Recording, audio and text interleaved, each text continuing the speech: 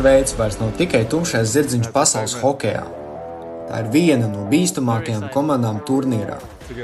Ar NHL zvaigznēm, neticama disciplīna un ātru, modernu hokeju šveicieši pēdējos gados ir pierādījuši, ka var cīnīties par medaļām pret jebkuru izlasi pasaulē. Šajā video mēs apskatīsim Šveices izlasi IIHF pasaules čempionātā 2026 sastāvu, līderus, stiprās un vājās puses, kā arī to, cik tālu šī komanda var aiziet šī gada turnīrā. Vai Roman Josi atkal būs komandas motors? Vai jaunā paudze spēs spērt nākamo soli? Un vai Šveice beidzot var kļūt par pasaules čempionātiem tieši savās mājās?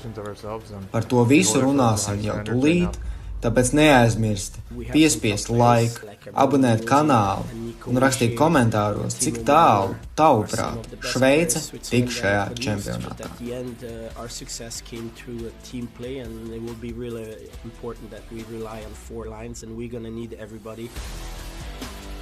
As Team Switzerland, we got to play as a team. Every time we play World Championships or even at Olympics, we win as a team. You know, we need to stick together and play a good team game. That was always kind of our identity.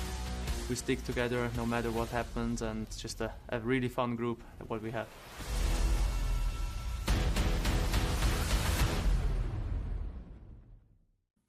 Un esam nonākuši līdz hokeja sākumam Šveicē.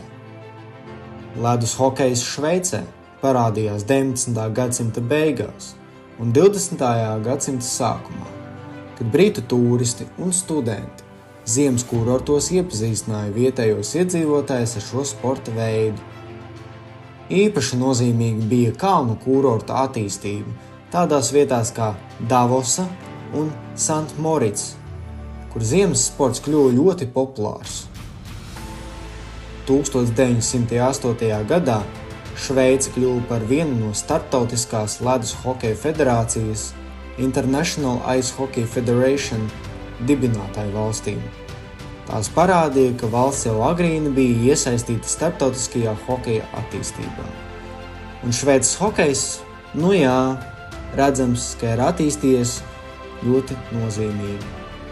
Pirmie klubi un čempionāti Šveicē. 20. gadsimta sākumā sāka veidoties pirmie hokeja klubi. Viens no slavenākajiem bija Hockey Club Davos, kas ir dibināts 1921. gadā un kļuva par vienu no veiksmīgākajiem un nozīmīgākajiem klubiem valstī. 1921. gadā tika organizēts pirmais Šveices čempionāts. Sākumā hokejs bija amatieru sporta veids, taču ar laiku tas kļuva profesionālāks un populārāks. Šveices izlase piedalījās daudzos starptautiskajos turnīros jau no agrīnajiem gadiem, un 1920. gadā tā pirmo reizi startēja Olimpiskajās spēlēs. 30. gados Šveice bija viena no Eiropas spēcīgākajām komandām. Valsts vairākas reizes ieguva bronzas medaļas pasaules čempionātos un Olimpiskajās spēlēs. Un vēl nozīmīgāk Šveices hokejā ir šie daži klubi. Hockey Club Davos, Berne, Zürichs Lions un Zūga. Īpaši slavens ir Spenglera Cup turnīrs Davosā, kas notiek kopš 1923. gada un ir viens no vecākiem hokeja turnīriem pasaulē. Pēc Otrā pasaules kara hokejs Šveicē turpināja attīstīties. Tika būvētas jaunas halles, pieauga skatītāju interese un uzlabojās jaunatnes sistēma. 1960. līdz 1980. gadiem Šveices izlase bieži cīnījās ar spēcīgākajām komandām no Padomju Savienības līdz pat Čehoslovākijai. Tajā skaitā ietilpa arī abas divas Skandināvu valstis, Zviedrija un Somija.